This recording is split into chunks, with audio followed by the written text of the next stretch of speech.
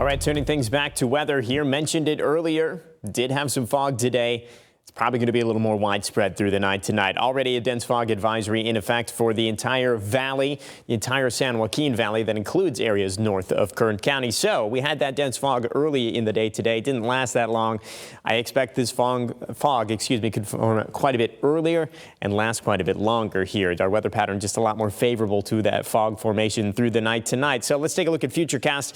Futurecast indicating that already 10, 11, midnight, patchy fog starting to develop. So that's definitely earlier than it was last night into tomorrow morning. That fog a little bit more widespread across the valley here. So if you have early morning travel plans tomorrow, keep in mind that you may be driving through some patchy, dense fog, which means take it slow.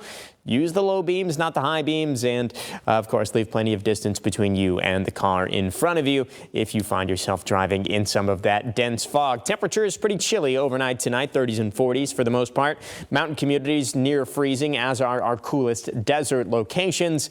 For high temperatures tomorrow, about the same as today, maybe a few degrees warmer, but pretty close to average for this time of year, just a tiny bit below 50s and 60s. That's pretty typical late November weather for us.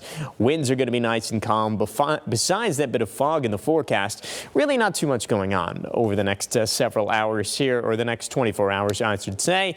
Into the extended forecast we go. Friday, again, fog likely early in the day, then getting into some cloud cover later. But overall, just a kind of gloomy day like today. Nothing all that remarkable about tomorrow. Still a tiny rain chance Saturday, Sunday, maybe a 10% chance. Nothing all that significant.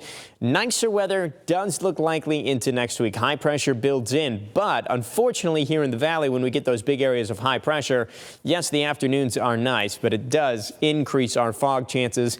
And if that fog becomes very thick, it can actually drive those temperatures down. So that's what we'll be tracking into next week.